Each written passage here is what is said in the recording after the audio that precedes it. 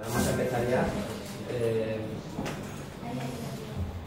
Avisar que, bueno, pues, antes de presentar a Pilar y a Pepe, es decir, que vamos a ser rigurosos a la hora también del turno de preguntas, porque Pepe tiene que irse a Madrid y vamos con el tiempo. Entonces intentaré hacer una presentación breve. ¿Esto va? Vale. Bueno, en primer lugar, presentar a Pilar Dassi dentro del marco de repensar la política, que es la segunda, digamos, la segunda jornada que hacemos sobre este título. Y bueno, pues esta vez vamos a hablar, va a hablar Pilar Dassi de tema, Pilar Dassi sobre con el título de subjetividad secuestrada en el discurso político y sus efectos, y de tema con el título de Seducción, repensar la hegemonía y el populismo. Bien, decir primero que Pilar Dassi es psicoanalista, tiene una dilatada experiencia en psicoanálisis, como formadora diría que es una maestra, y bueno, pues llevo unos días pensando en cómo presentarla y me evocó la figura del maestro Zen, que Lacan habla en sus seminarios. Ese maestro Zen que dice, les lanza una pregunta a sus discípulos y los discípulos se ponen a trabajar la respuesta, y durante ese proceso, justo antes de que den con esa respuesta, el maestro Zen la dicta. Y precisamente para poner en valor que lo importante no es la respuesta, sino ese proceso de elaborar esa respuesta. Pilar me recuerda a esa figura, que es más allá del enunciado, es lo que tiene que ver en lo que cada sujeto pueda trabajar, que es donde está el verdadero aprendizaje. Decir de Pepe Ema, es profesor en la Universidad de Castilla-La Mancha, Pilar Dassi es la responsable del área cultural País Valencià, Podem, y bueno, también Pepe Ema es miembro del área de cultura estatal. Decir, bueno, aparte de profesor, ha escrito varios artículos de la impotencia a la imposibilidad, sujeto y capitalismo, y decir que leyendo sus textos he aprendido a descifrar ese enigmatismo propio de Lacan, que tanto cuesta, ¿no? Y que es brillante a la hora de tocar el psicoanálisis y aplicarlo a lo político. Casi que dejar, antes de que hablen, lanzar, ¿no?, una frase de esas frases enigmáticas que he leído, que he rescatado este verano de Lacan, ya que van a tocar ahora el tema del deseo, y casi lanzarla y a ver si puede cuajar en alguna intervención, ¿no? Decir que el deseo hace que la vida no tenga sentido si produce un cobarde. ¿Y cómo se puede articular eso en la política? Vamos a ver si desvelan en sus intervenciones algo de esto, que es lo que me pregunto yo ahora mismo. Gracias a los dos.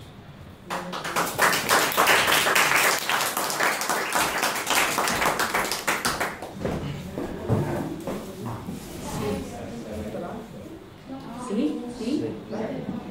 Bueno, aunque es cierto que este año el seminario del Colegio de Clínica Psicoanalítica va a ser sobre el seminario del deseo y su interpretación, yo no voy a hablar de la ¿cómo? ¿Sí? Sí, ¿me oyes ahora, Marina? No. ¿El micro no? Sí, tenía razón.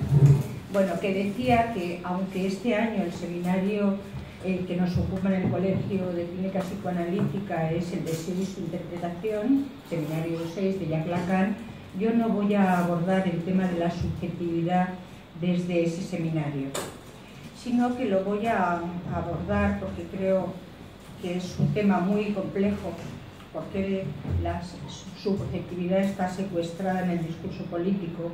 Lo voy a abordar desde dos referentes de Lacan, sin olvidar, y lo digo solo de pasada, que es interesante para este tema, todos los textos freudianos posteriores a 1920.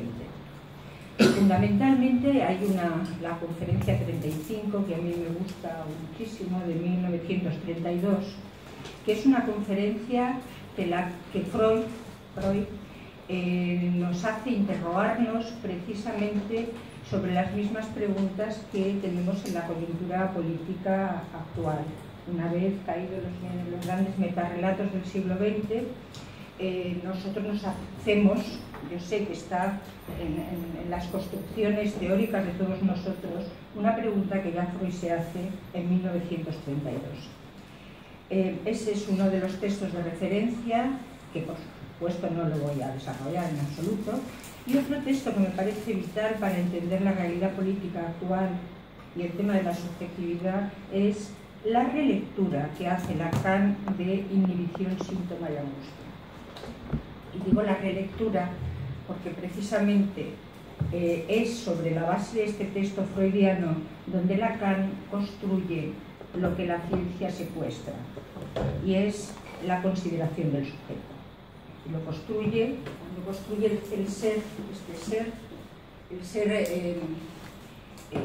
que construye a partir de la topología. En realidad lo que está haciendo es releer Inhibición, síntoma y angustia en los tres registros. Bien, sabemos que Lacan, Freud en realidad se interesa por los textos más sociales a partir de 1920, pero Lacan, que nace con el siglo y no fue lacaniano hasta después de la Segunda Guerra Mundial, yo creo que siempre se interesó por las cuestiones de la política. Otra cosa es pensar cómo se ocupa Lacan. Lacan nos da numerosos conceptos para abordar este tema, pero por supuesto solamente voy a basarme en dos. Uno son los 4 discursos y otro es el ser, más allá del ser de la filosofía, que trata de pensar Lacan para explicar el mundo que nos rodea. Bien.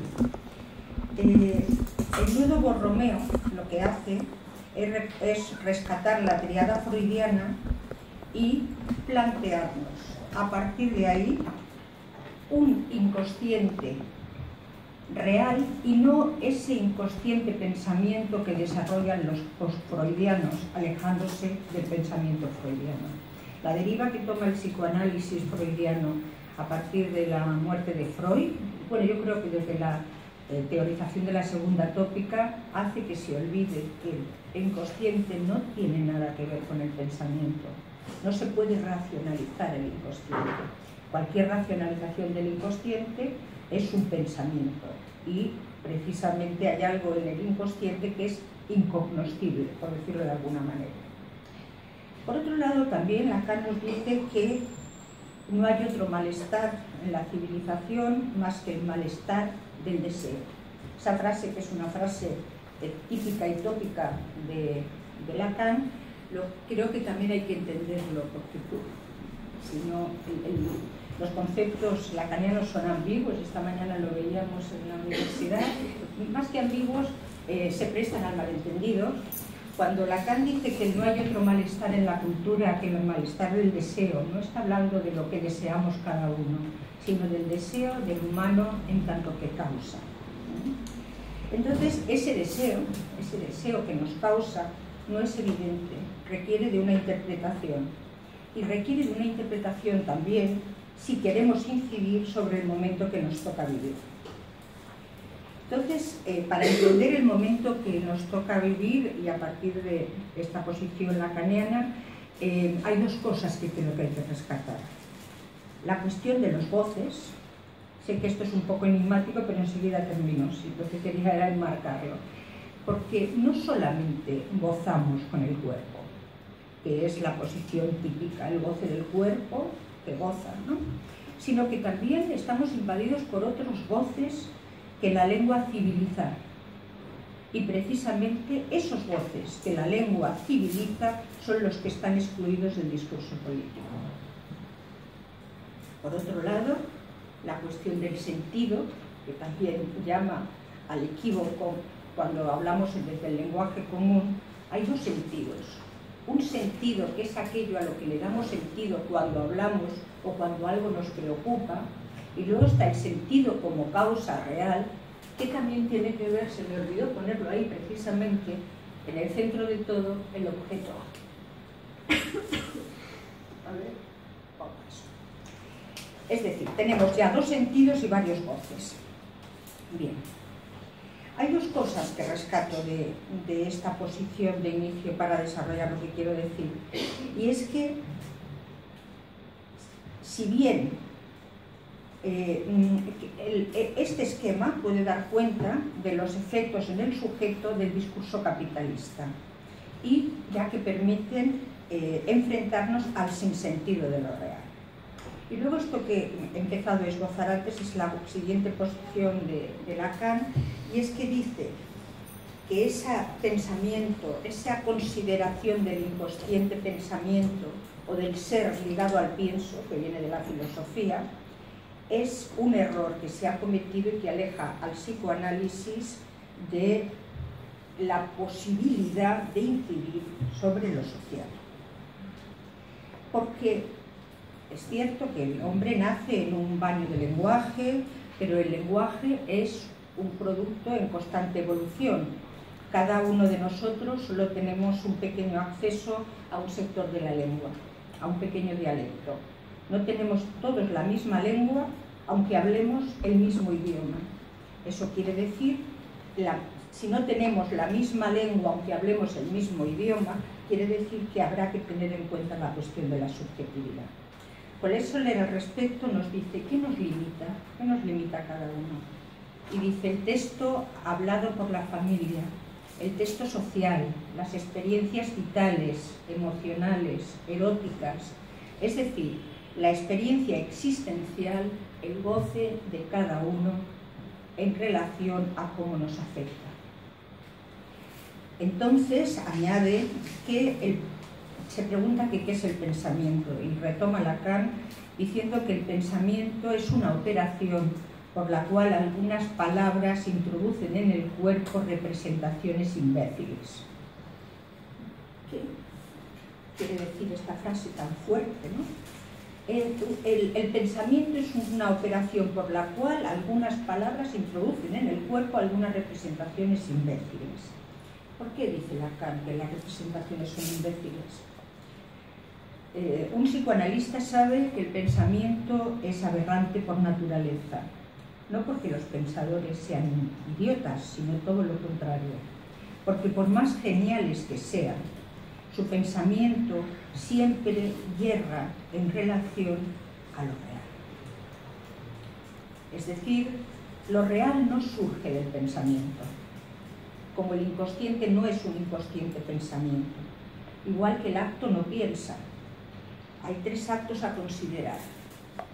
El acto suicida, que es el acto de separación por excelencia, el acto analítico, que es un acto fundador de un discurso, y el acto de enseñanza, que pone al sujeto a un trabajo de elaboración. Las formas de malestar actual vinculadas al discurso capitalista y sus efectos son abordadas por Lacan para plantear que el síntoma, también el síntoma social, llama al trabajo del sentido. Pero ¿por qué llamaríamos al sentido tanto en el discurso social como en el discurso particular de cada uno? Para soportar la angustia. Por eso he querido enmarcar lo que estaba diciendo en la tríada freudiana retomada por Lacan en RSI. Porque necesitamos soportar la angustia personal, la angustia familiar, la angustia en relación a los otros, y también la angustia que genera el tratar de articular un proyecto político o un cambio político. Ahí tendríamos que hablar de lo contingente y lo necesario, pero no me voy a meter por eso. En cualquier caso, el síntoma social se fabrica en tanto que se le da un sentido. Porque es evidente con lo que he dicho que se entiende que el sujeto, cualquiera de nosotros, es alérgico a lo real. Por poner un ejemplo sencillo, ¿qué es un delirio psicótico? ni más ni menos que una forma de tratar de dar sentido al sinsentido de lo real que se le impone al sujeto en el momento del desencadenamiento. Tiene que dar sentido, aunque sea un sentido delirante, para poder soportar la angustia, para poder poner límites a la angustia. Pero también damos sentido cuando nos interrogamos sobre el sentido de la vida, de la muerte, sobre el amor, o sobre el resultado de las elecciones, o sobre el devenir del 15M, o sobre cualquier cosa. Eso se ve muy bien en la película Melancolía, donde se ve como cada estructura clínica da un sentido al planeta que se precipita.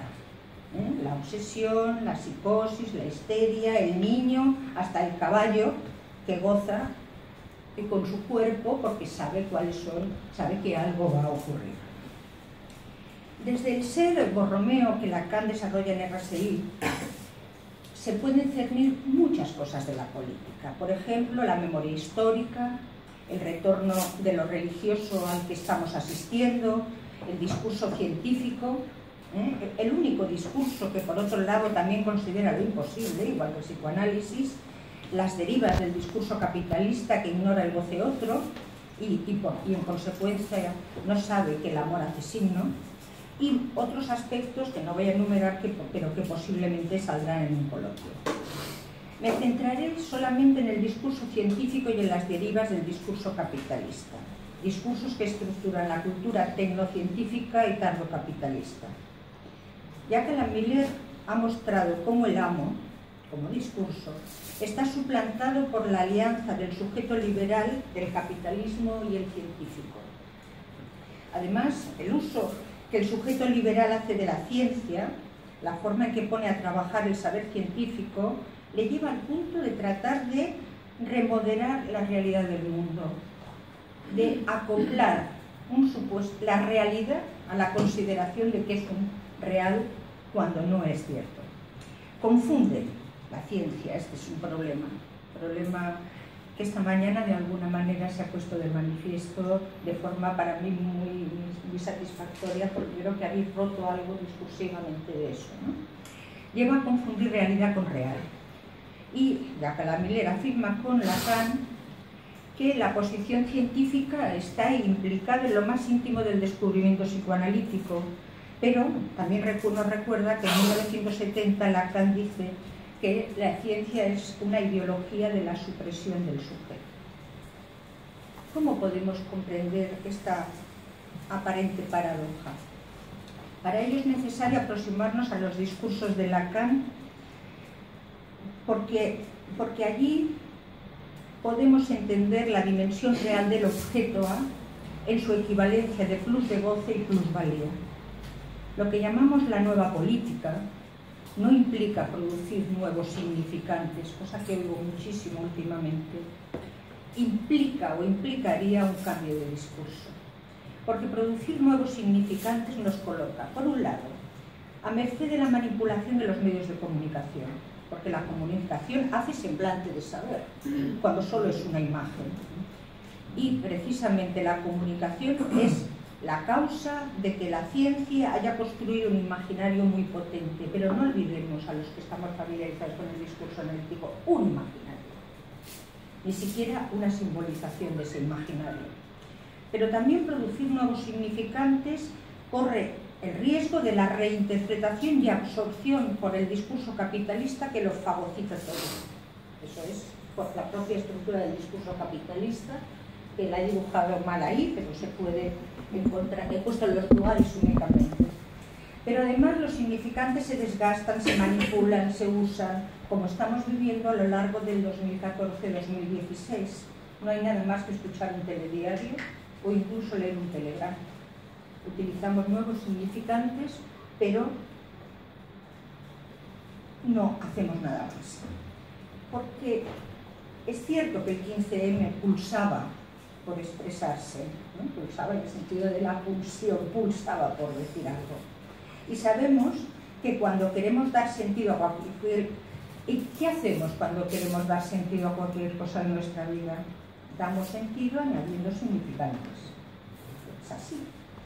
Pero añadir significantes no cambia nada en realidad, solo sirve para calmar la angustia, que es una manifestación de lo real.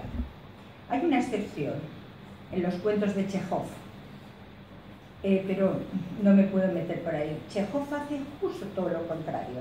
Lo vimos en el libro, en el maravilloso seminario de filosofía de hace varios años. Hay prácticas del sentido en todos los discursos. Por eso las éticas son relativas a los discursos. Hay que reconocer desde qué discurso hablamos si es que queremos introducir lo nuevo. El discurso del amo, la ética del discurso del amo es normativa. Enmascara lo real, apunta al estándar, al sentido, construye una realidad común y la realidad común enmascara, cubre y trata de contener lo que Lacan llama lo real. Que lo real no se puede estandarizar. Ese es el gran problema. El discurso universitario produce sujetos que son unidades de valor, a partir de un semblante de saber. Y el discurso histérico produce saber, ese sí produce saber, pero ignora la verdad de lo que el sujeto es como objeto. Discurso psicoanalítico, que también está ahí, se ocupa de qué, de lo que no anda bien, de lo que no funciona en la vida o en la existencia. Psicoanálisis tiene una consistencia distinta de los otros discursos, pero su real nos permite entender lo real del capitalismo. ¿El secuestro de la subjetividad proviene del discurso capitalista? No. Proviene del discurso de la ciencia, que aunque tenga sus motivos, es cierto que el sujeto no puede esperar nada de la ciencia si quiere entender algo desde su particularidad como sujeto. Porque lo simbólico lo reduce a un real matematizado. La ciencia no se agobia con la verdad, el psicoanálisis sí se agobia con la verdad, porque tiene el saber en el lugar de la verdad. Voy deprisa en esto porque es demasiado. Decía que la ciencia no se agobia con la verdad, lo cual es un problema fundamental que tenemos si nos queremos ocupar de la política. A este nuevo impasse de la civilización que genera la ciencia, la respuesta del psicoanálisis es otro saber, otro tipo de saber. Un saber articulado al deseo como causa. Así pues, al respecto, aunque el psicoanálisis y la ciencia no tienen nada que ver, sí parten del mismo sujeto, un sujeto cartesiano, pero esto no lo voy a desarrollar. El discurso capitalista no tiene reverso. Todos los discursos de Lacan tienen reverso menos el discurso capitalista, que se cierra sobre sí mismo. Pero en cambio tiene un engaño fundamental, y es que nos hace creer que el sujeto está en el lugar de la gente. ¿De qué sujeto se trataría en el discurso capitalista? De un sujeto irresponsable, con mucha culpa, eso sí, mucha culpa, pero totalmente irresponsable de sus actos. Por eso las denuncias, por eso se potencia cada vez más denunciar al otro, no responsabilizarse de nada, etcétera, etcétera. Sujetos, en el discurso capitalista, todos proletarios, o como se dice ahora, todos mercancías. Pero lo importante es, que el discurso capitalista no da recursos para hacer lazo social. Nuestras formas de goce en el discurso capitalista son formateadas. Entonces, ¿cuál es el real del síntoma esencial del capitalismo? El capitalismo no procura semblantes para hacer lazo social, ese no es su cometido. El capital está hoy deslocalizado, el amo se esconde, se vuelve más poderoso, menos localizable, pero sobre todo el lugar de la verdad pierde su aislamiento y deja de interrumpir el discurso, permitiendo una dialéctica, como ya anunciaba Hegel y Marx. El deseo capitalista excluye las cosas del amor, haciendo comercio con ella. Les da al sujeto el lugar de gente a gente, pero no hay hiato. El capitalismo no enlaza los cuerpos proletarios entre sí, enlaza cada cuerpo individual con los objetos de la producción capitalista. En el capitalismo hay una sola causa del deseo. la causa de toda una economía, la plusvalía, para acumularla o recuperarla. ¿El discurso de la ciencia se interesa por el sufrimiento? No. La ciencia, como la histérica, produce saber, eso es evidente, pero ignora lo que ella es en tanto que objeto. El significante en el lugar del otro, tanto para la histérica como para la ciencia, produce un efecto. Reinan, pero no gobiernan. ¿Quién es el amo de la ciencia? La política, evidentemente. Los relatos del siglo XX lo ponen de manifiesto de forma espeluznante, y solo de vez en cuando encontramos algo que hace contrapunto, algo que modifica la dirección, que cambia el sentido. ¿De qué se sufre? ¿De qué se trata ese sufrimiento del que no se ocupa la ciencia? Se sufre de ser amado o no serlo, de estar solo o no estarlo, de hablar o callarse, de la repetición o la novedad, de saber o de ignorar, de tener o perder, de estar lleno o vacío. En fin, todo absolutamente puede hacer sufrir, lo demasiado, lo insuficiente, la nada, lo justo. El sufrimiento del sujeto hablante es una modalidad de la impotencia. Por eso el psicoanálisis es una práctica de la subjetividad, del reconocimiento de ese sujeto que sufre y que se plantea en primer lugar cómo poder articular un saber nuevo a partir del conocimiento de esta situación. Soy consciente de que afirmo cosas que tendría que demostrar o al menos desarrollar. No tengo tiempo aquí, pero lo haré a lo largo de mi seminario de investigación del curso 2016-2017. Lo que sí puedo adelantar es que la ciencia y la perversión del discurso del amo, que es el discurso capitalista, han ido de la mano todo el tiempo, y eso produce efectos. El capitalismo rompió las reglas del juego del discurso y tomó a la ciencia como herramienta, en la medida en que concluye al sujeto, aunque parta de un sujeto cartesiano. Althusser, mente brillante, quizás por su psicosis, propone que la ideología es una relación imaginaria del sujeto con lo social, sustentada en concepciones preestablecidas, ver, por ejemplo, ideología y aparatos ideológicos de Estado. ¿Qué soy esa estructura ideológica de la que hablaba Althusser? ¿Qué tiene que ver con el concepto de hegemonía?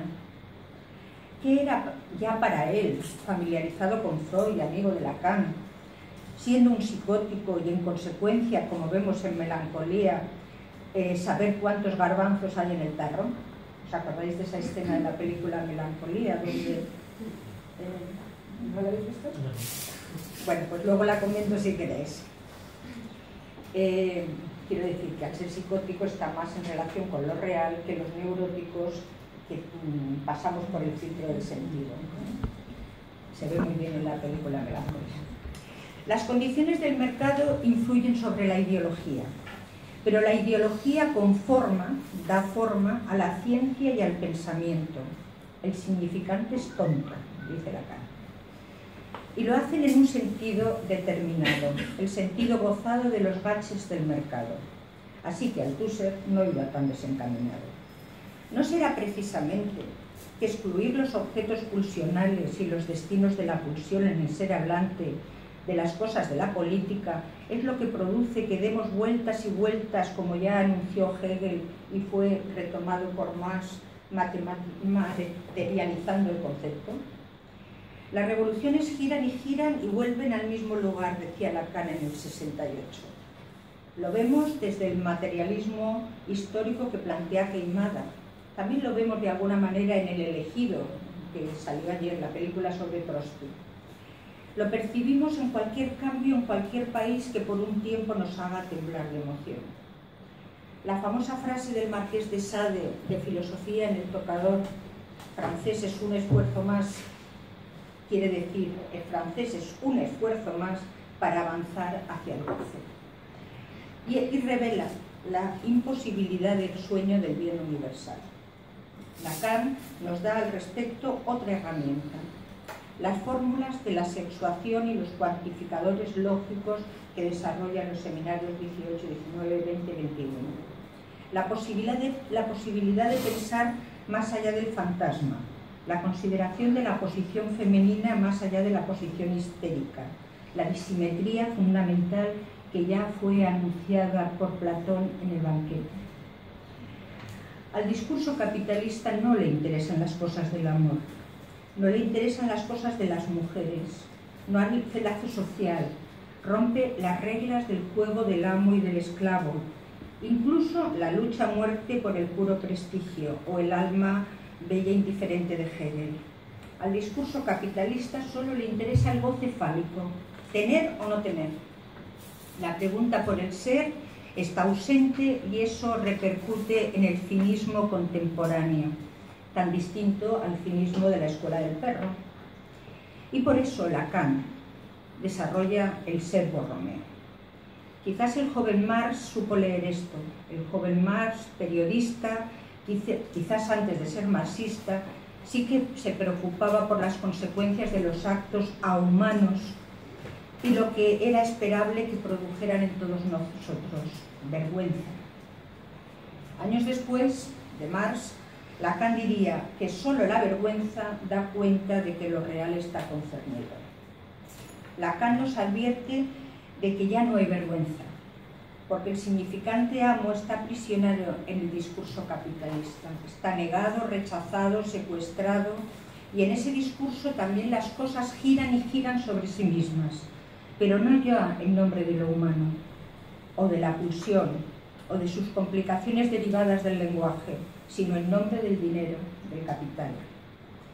Todo el tiempo hablamos de cifras, hacemos análisis cuantitativos, hacemos campañas basadas en la preeminencia estadística de los votos, todo el tiempo y con ayuda de los medios de comunicación. Pero como ya he dicho antes, la información no es saber. ¿Y la pulsión? ¿Acaso ignoramos que existe la pulsión y las identificaciones verticales y horizontales y el ideal del yo y el yo ideal y el superyo que nos convoca a gozar? Es cierto que los intentos freudo-marxistas del siglo XX fueron aplastados por el peso de la historia y las condiciones. Pero los psicoanalistas hoy, aunque sepamos con Lacan que Freud y Marx no dicen tonterías, no pretendemos ninguna aventura en ese sentido, pues sabemos que el psicoanálisis difícilmente puede ser escuchado por la política. Ni eso le interesa al psicoanálisis, por otra parte. Quizás sí nos interesa a los psicoanalistas en cuanto seres hablantes, pero no al psicoanálisis. A los psicoanalistas, en tanto psicoanalistas, nos interesa el uno por uno, las subjetividades, los dispersos desparejados que decía Lacan. Nos interesa y nos ocupamos precisamente de aquello que sustrae la política de sus análisis sobre los grupos humanos. Nos interesa el resto, el objeto A. Nos ocupa especialmente el significante del otro barrado, parte del goce femenino. Pero no solo eso, nos interesa la posición femenina distinta de la posición histérica, que es la posición de la ciencia, que no deja por otro lado de convocar al amo. Y sabemos que si la historia es la historia, la obsesión dicta las consecuencias a través de la burocracia. Sabemos que Trotsky y Mercader, ambos amaban a los perros, pero su destino fue dictado por Stalin, el de ellos y quizás el de la Guerra Civil Española. Sabemos que hay una torsión inevitable entre movimiento y partido que requiere de un análisis profundo. Sabemos que al 15M acudíamos porque sí, y sabemos que acudir o no hoy a un acto implica un cálculo. Sabemos que todo discurso nos indica una posición del sujeto con respecto al saber, implica una epistemología subjetiva. Esta mañana también habéis hablado de una epistemología subjetiva. Lacan tenía un anhelo, el anhelo de producir una reforma del entendimiento. Esa es la idea que le hace decir que en lo social lo que hay que considerar es la serie, los granos de arena que hace un montón y no todo.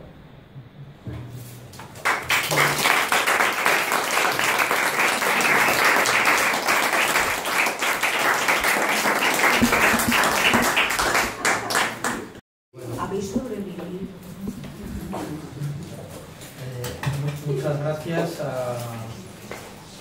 todos y todas por la asistencia y a Pilar y a Jordi especialmente por haberme invitado a estar aquí y a trasladar un poco, bueno, algunas de las ideas que vengo pensando, que venimos comentando desde hace tiempo y que tienen que ver también mucho con la práctica. No lo escondemos, ¿no? Los colores del cartel tienen que ver con la práctica de Podemos y el contexto del momento político en el que estamos en la actualidad. Antes de empezar, enmarcar un poco cuáles son las cosas que me preocupan y las que dan un poco de contexto y de sentido a lo que voy a comentar. La primera cuestión es la idea, no sé, en los últimos tiempos y sobre todo a partir de la experiencia de Podemos, pero también antes con el 15M y incluso antes también, la preocupación, ¿no?, de cómo podemos hacer política en el contexto contemporáneo actual, que tiene unas condiciones muy determinadas, en el que los sujetos políticos transformadores no son los sujetos fuertes ni los relatos políticos transformadores son los relatos fuertes que tuvimos en otro momento, pero a la vez no debemos y no podemos renunciar a la necesidad de transformaciones radicales de la vida social. ¿Cómo poder compaginar, vamos a decir, una cierta debilidad teórica o una cierta finura teórica para advertirnos de los excesos totalitarios de la política con la necesidad efectiva de que queremos cambiar las cosas y no cambiar las cosas a medias, cambiar las cosas de manera radical, ¿no? ¿Qué posibilidades tenemos para pensar eso? Y para mí, las categorías, los conceptos y los desarrollos teóricos alrededor de las nociones de hegemonía y populismo me responden a eso, me permiten pensar la posibilidad de hacer política que cambie efectivamente las cosas, no mero cambio del discurso, como dicen algunos, o no mero retoque institucional o de la gestión, etcétera. No, cómo cambiar radicalmente las cuestiones, ¿no? La realidad y la vida política. Frente a un poco esta división clásica de la teoría política entre las teorías que consideran la política como organización de la vida en común o las teorías que consideran la política como referido al conflicto y al poder, o ya hablábamos de esto en la comida, creo que no hay que elegir. Tenemos que pensar la política relacionada con el conflicto y con el poder, con la posibilidad de que haya algo nuevo, con que haya una ruptura en relación a la realidad, pero también con la posibilidad de organizar formas más o menos institucionalizadas, estables, que permitan dar sentido y que permitan hacer no solamente que aparezca la novedad, sino que esas novedades y esas nuevas condiciones políticas que queremos, políticas y sociales, se puedan hacer estables y durar a lo largo del tiempo, ¿no?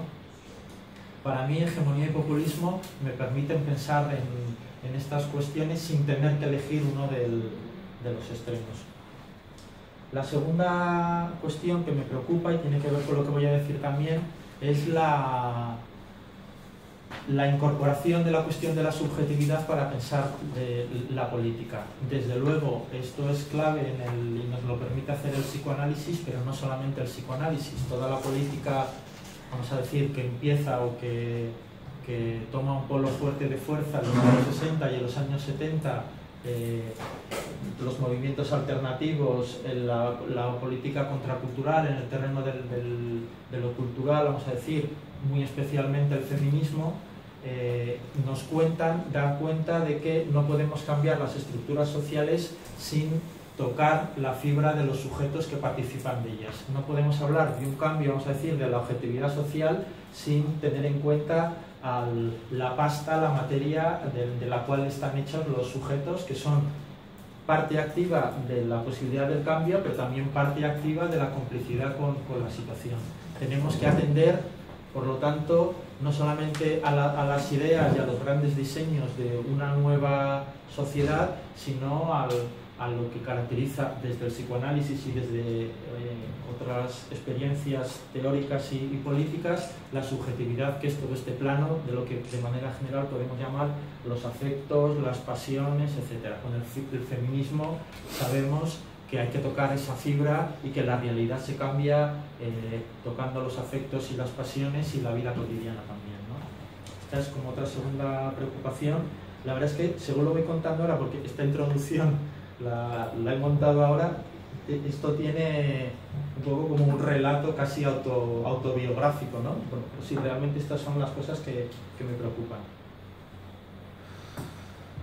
Y por último, desde que me acerco al psicoanálisis, yo no soy psicoanalista, una cierta relación ambivalente con el psicoanálisis en relación a su mirada sobre la política. Por una parte, ostras, qué potente es lo que estoy encontrando aquí para pensar la posibilidad de hacer política, pero por otra parte, lo digo en tono de broma y entre comillas, pero lo digo, qué cenizos estos psicoanalistas que nos están recordando todo el rato todas las dificultades, lo imposible, la falta, lo que no se puede hacer. Y nos lo recuerdan especialmente a la gente que nos interesa la política y que nos preocupa la política. Cuidado, porque no se puede pasar del psicoanálisis tan fácilmente a la política, cuidado.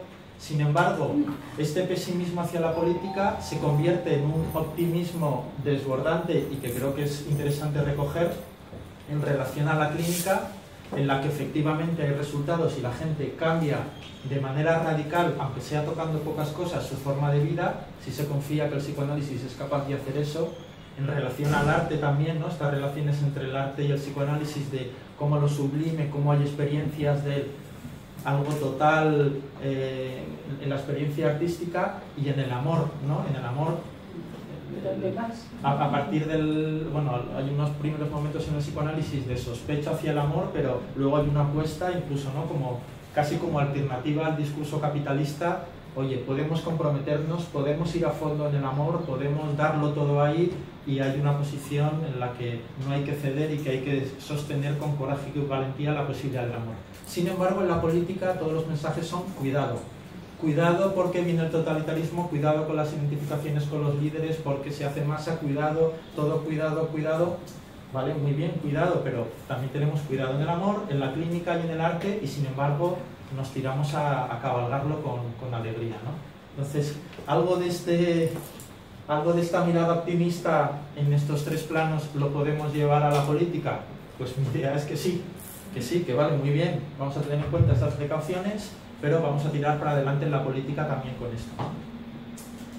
Vale, dicho un poco esto, lo que voy a comentar en mi intervención, que empieza ahora a los 10 minutos de haber comenzado, viene a responder un poco a la cuestión o a la pregunta de qué supondría pensar la política como deseo y como pulsión. No solamente qué supondría pensar la política como algo que tiene que ver o que tiene que darse cuenta o reconocer los deseos, las pulsiones, los afectos, lo que son palabras que no son intercambiables en el discurso psicoanalítico, pero sacándolo un poco, las voy a hacer casi equivalentes ahora de momento, luego voy a distinguir. ¿Qué supondría tener en cuenta el modo de cómo el psicoanálisis detecta, configura cómo funciona el deseo y cómo funciona la pulsión para pensar desde ese modo la política? Y empiezo con una idea, ahora sí empiezo de verdad, con una idea general, que es la idea de sentido común sobre cómo la hegemonía tiene en cuenta los deseos y las pasiones. Para la hegemonía, para Podemos también, o para el modo como yo entiendo Podemos, aquí hay una idea clave que tiene que ver con algo que he comentado antes también, que es que no podemos hacer política únicamente pensando en los programas, en las ideas, en las razones, en los argumentos teóricos, sino tenemos que incorporar también los deseos, las pasiones y ser capaz de conectar con ellos.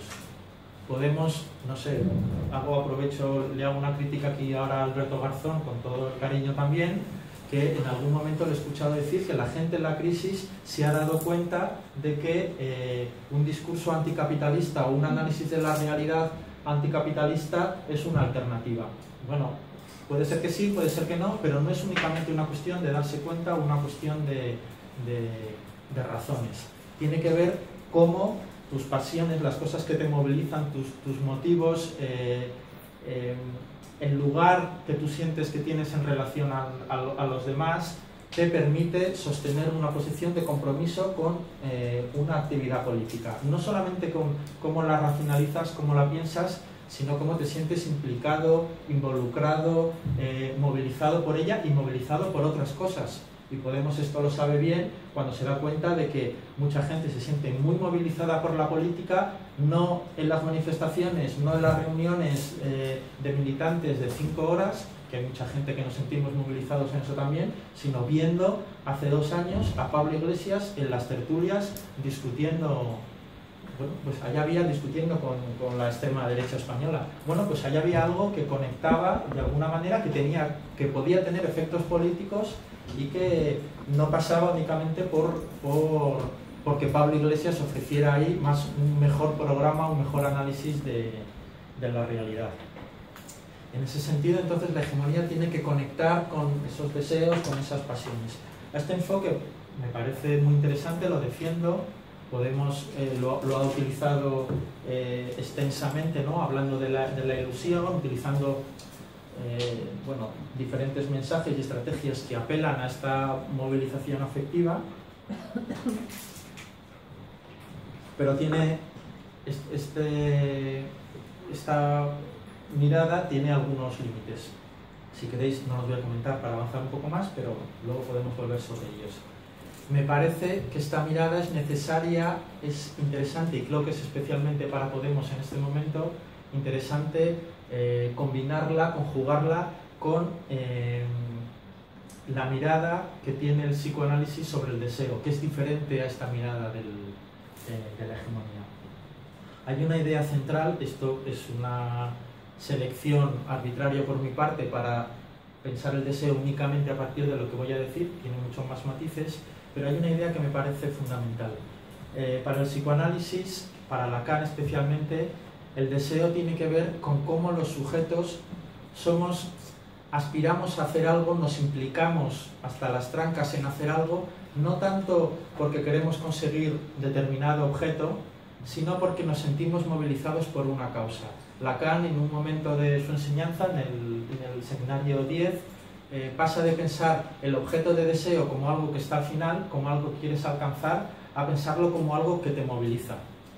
No sé, pensemos en una carrera, yo doy clases en educación social, no es lo mismo tener el deseo de terminar, de satisfacer ese deseo, entre comillas la satisfacción, ya lo veremos ahora, terminando la carrera de educación social, que pensar el deseo como nos afecta la causa de querer ser educadores.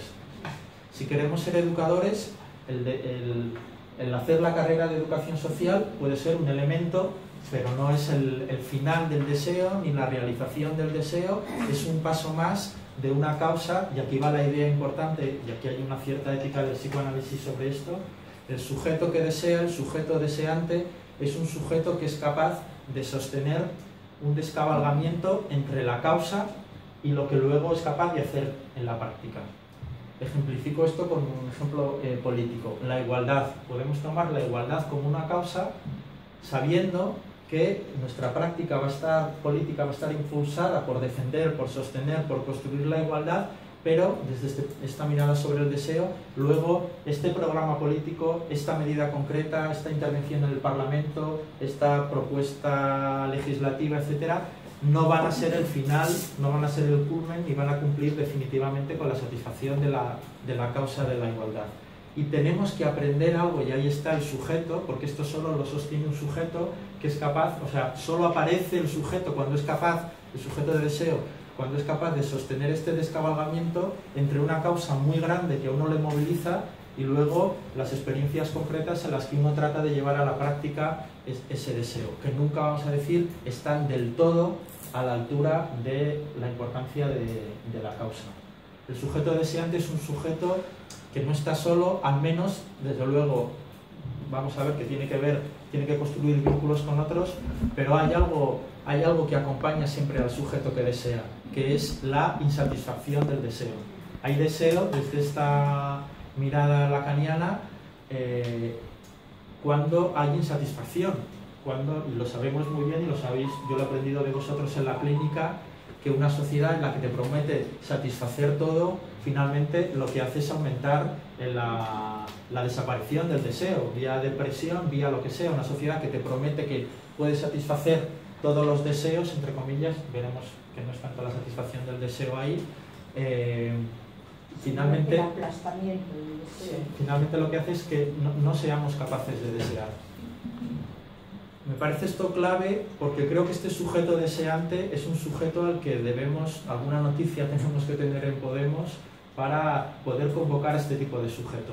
Un sujeto que es capaz de sostener la inconsistencia de los proyectos políticos, pero que es capaz de comprometerse con una causa. Y la inconsistencia de los proyectos políticos es que nunca la satisfacción es completa, pero merece la pena comprometerse con él. Porque no, como decía Machado, el camino se hace al andar y el sujeto se hace al sostener esta tensión. Creo que en Podemos la apelación a la primera forma de relación entre el deseo y la hegemonía, apelándole a una identificación rápida, por ejemplo, con los líderes, proponiendo rápidamente una solución a los problemas, a la salida de la crisis, que uno lo entiende en un contexto político, tiene el inconveniente de dificultar la aparición de este tipo de sujeto. Y en el momento que aparecen los problemas, las inconsistencias, que son parte de la política y no podemos obtener esa satisfacción rápida, directa, que parece que Podemos nos podía haber prometido en un principio, es cuando desaparece el deseo precisamente de seguir participando, ¿no? Entonces creo que es clave saber algo de esto para las propuestas políticas, no sé, que lleven, luego podemos hablar más, sé que lo estoy hablando de una manera muy teórica, pensar cómo podemos hacer esto en la práctica.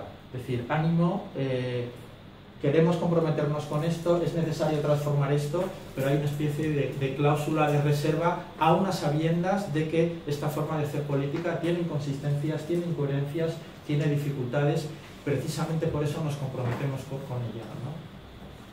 Una identificación rápida con una solución, con un líder, con una alternativa, hace, vamos a decir, spam para hoy y hambre para mañana.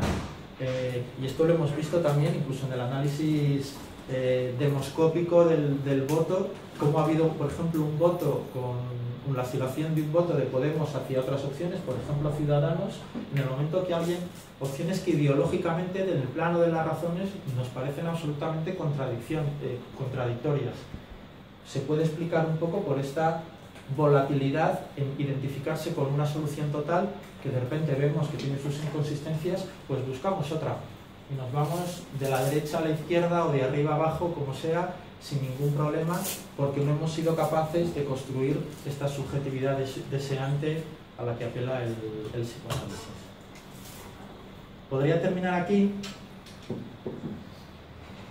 pero creo que la cosa falla también en esto. O sea, he presentado una cosa en la que creía, la relación entre hegemonía y deseo, le he visto un fallo, presento otra y le veo un fallo también. ¿Cuál es el fallo que le veo a esto? Que para esta concepción del deseo, la satisfacción, la felicidad, poner la palabra que sea, nunca llega.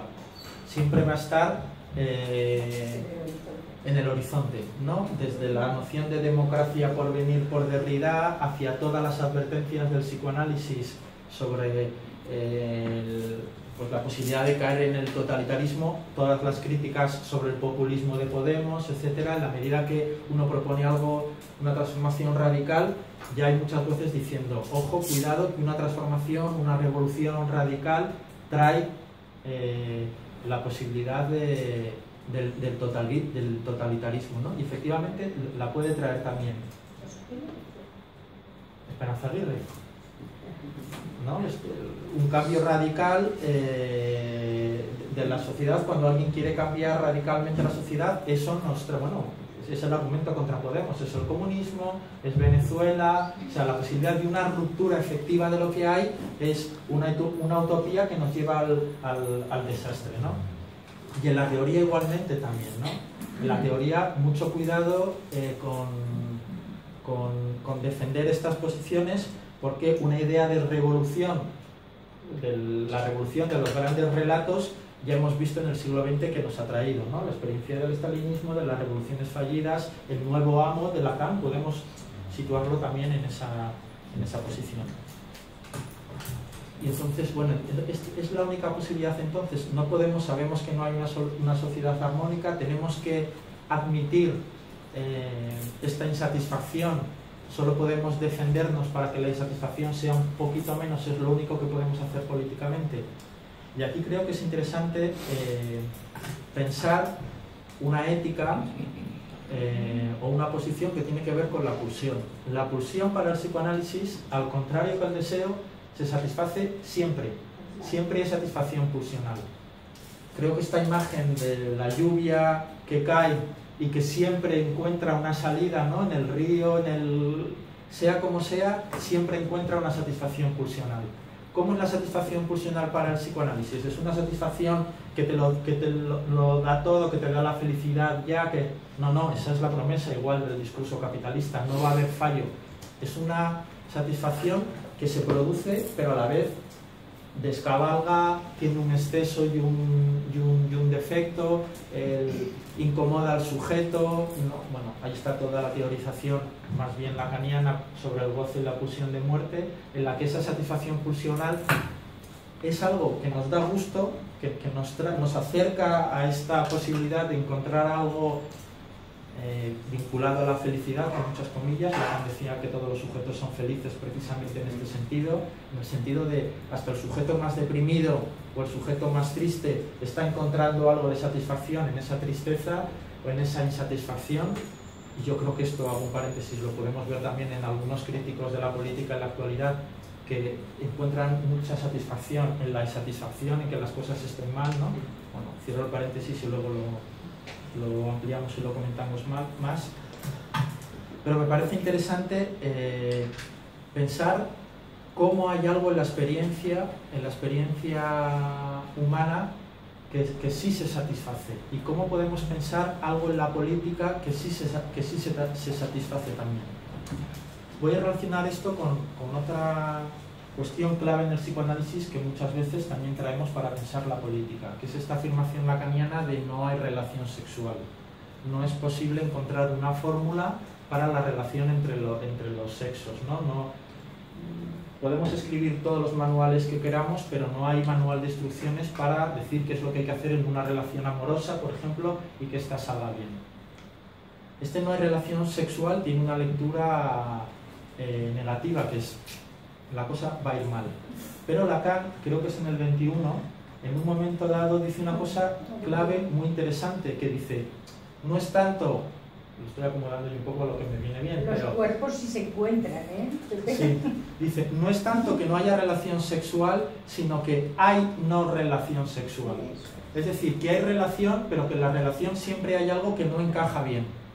Y bueno, y en el amor lo vemos también. Claro que hay relaciones que salen bien. ¿Que salen bien porque nos traen una satisfacción total, plena? No, porque son capaces de sostener este descabalgamiento pulsional de la satisfacción que estoy diciendo, ¿no?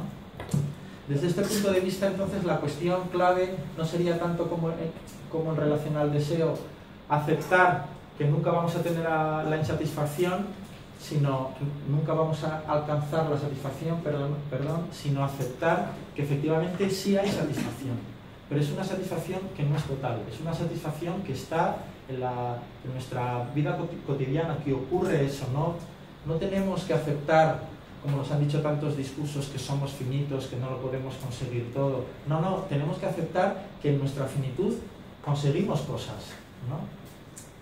Bueno,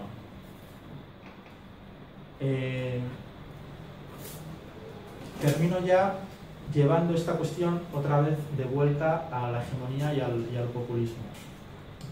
Selecciono también nuevamente una idea arbitraria como para caracterizar la hegemonía. Hay un texto de Chantal Mouffe, que puede que os suene, si no os lo voy a leer ahora, que caracteriza para mí el elemento clave de la hegemonía, y yo creo que es una cuestión clave también en la política de Podemos.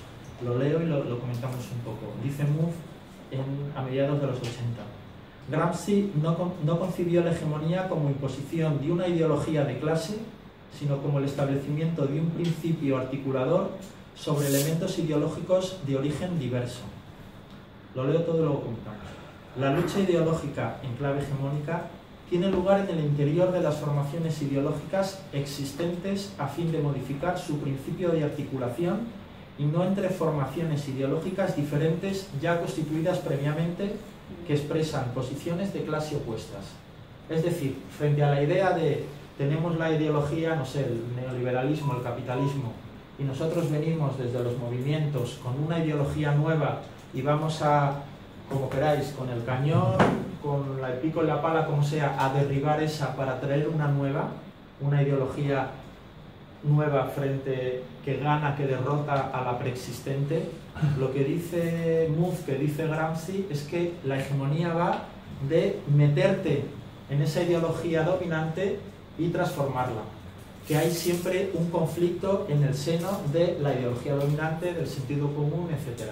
Entonces podemos tener toda la razón del mundo por fuera de la ideología neoliberal dominante, que si no somos capaces en alguna manera de entrar al modo como ese sentido común es vivido por los sujetos concretos y desde dentro toqueteándolo, manoseándolo, rearticulando, desplazando algunos elementos, no vamos a conseguir el cambio, porque ese sentido común está presente, es lo que nos da sentido. Tenemos una trama de sentido común que necesitamos para vivir con ella, tenemos que combinarnos con ella, no podemos venir muy alegres y muy orgullosos, tenemos la buena solución, que se vaya a los viejos, que llega lo nuevo. No, lo nuevo tendrá que combinarse con algo de lo viejo para que pueda resultar transformador.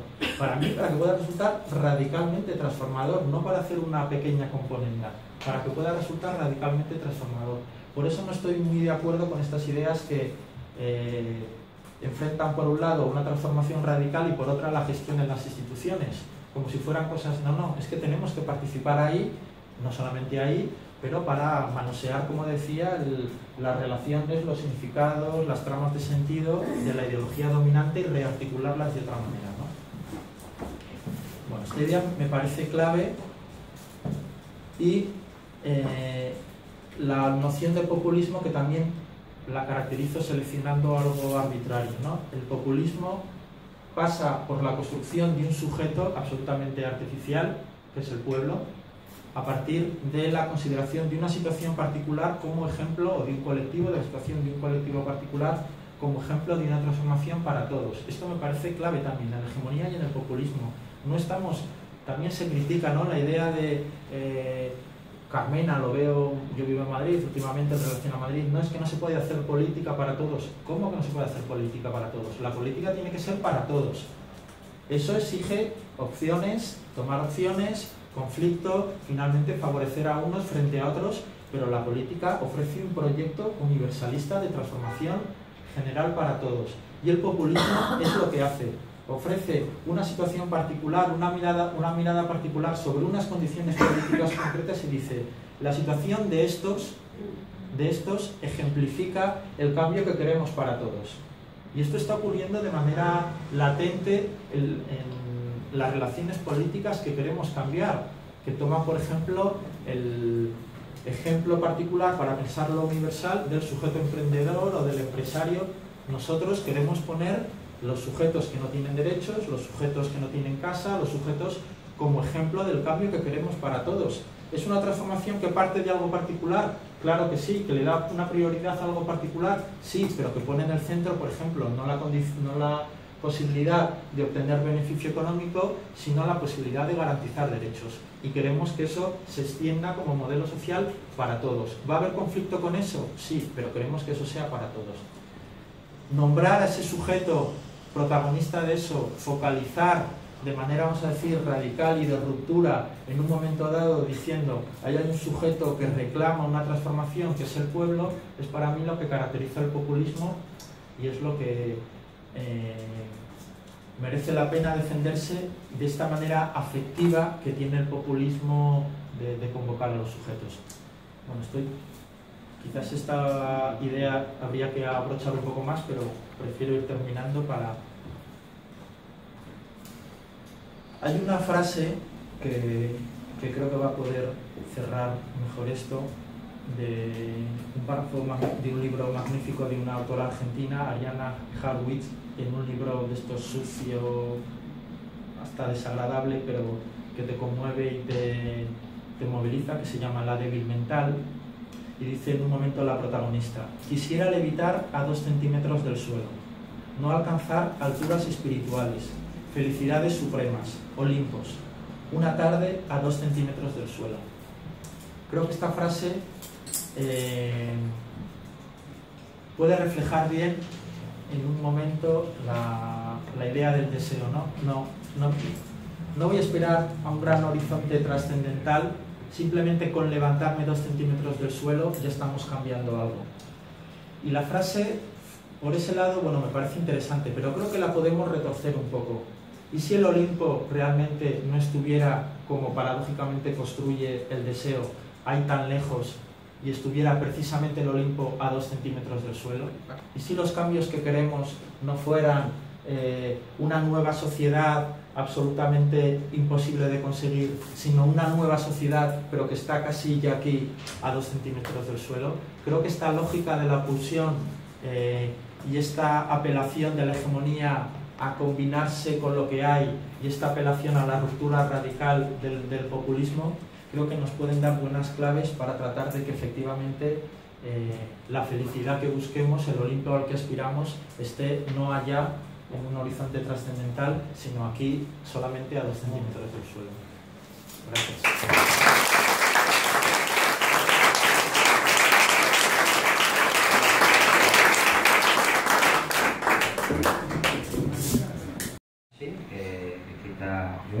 Y ha dicho en un momento, no sé si lo has dicho, los objetos, no sé si lo hemos hablado en otro momento, los objetos del mercado configuran la ideología que configura la política, esa política que fabrica sentido. Entonces, es como que lo que has planteado,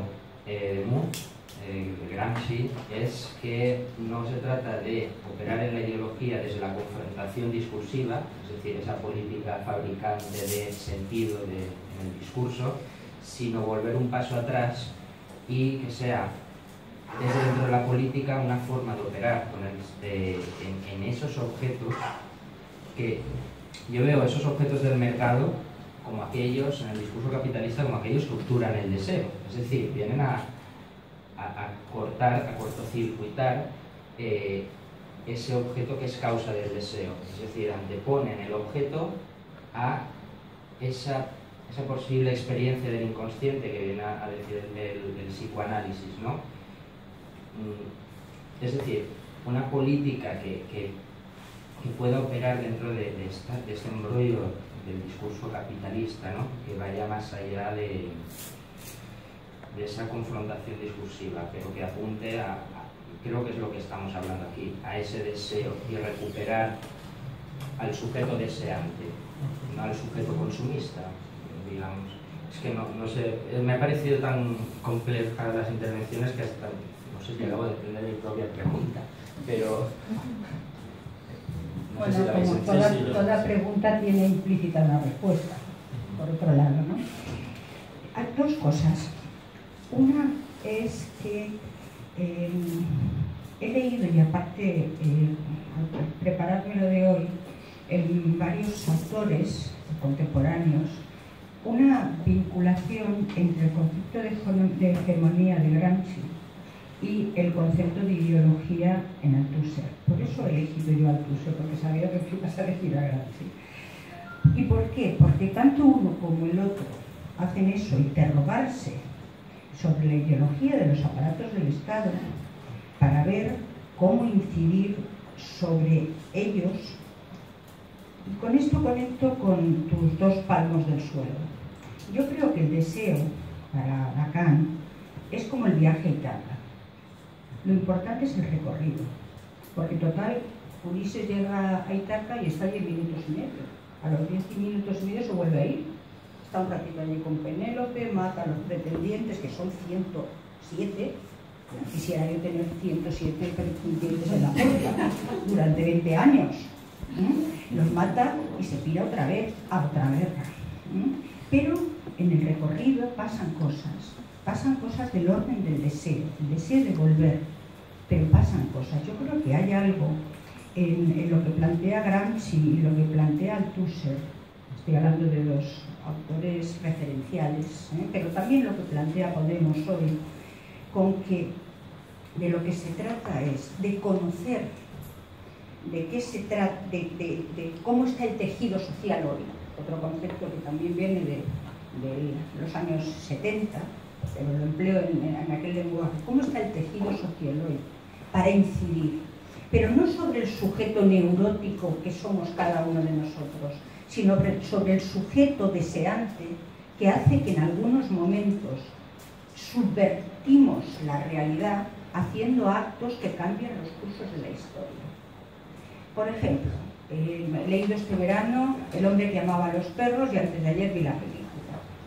Todo lo que significa el movimiento revolucionario marxista es aplastado por la burocracia. Y eso es una realidad política real. Pero no, eso importa en tanto que historicistas, ¿no? Pero en tanto que sujetos pensantes de una nueva realidad, lo que tenemos que pensar es en las tensiones que se producen en el sujeto deseante y cómo se aplasta el deseo. Quizás por eso que ha parecido que el psicoanálisis, lo has comentado al principio, respecto al amor, lo que más sabemos, respecto al arte, los que más sabemos, respecto a la clínica, nadie nos la discute, pero con respecto a la política decimos, cuidado, no es verdad. Y además Jordi ha comenzado así, ha hablado del deseo en el sentido de que no puede producir un cobarde. Respecto a la política, creo que los psicoanalistas somos muy valientes, pero sí y que, por un lado, como sujetos, y tú has citado el Seminario 21 de Lacan, el no incauto yerra, por lo tanto hay que ir a la política como incautos, pero eso no quiere decir que no tengamos en cuenta, en tanto que sujetos reflexionantes, que no pensantes, pensar aquellos puntos que en el curso de la historia han producido torsiones precisamente a contracorriente de la intención, ¿no? Yo creo que la pulsión se realiza siempre, ¿por qué? Porque se realiza en dos campos, en el campo del amor, que es un destino de la pulsión, y en el campo de la sublimación. Los dos elementos que precisamente el discurso capitalista no quiere saber absolutamente nada. De los dos. ¿Y por qué? Ahí se realiza en ese campo, como destino. Pero, en cambio, el deseo no consiste, sino que insiste en ese viaje Ítaca o en el poder estar dos palmos por encima del suelo. Es decir, el no colocar el deseo en el horizonte deshabitado del ser, allí en el quinto pino, no.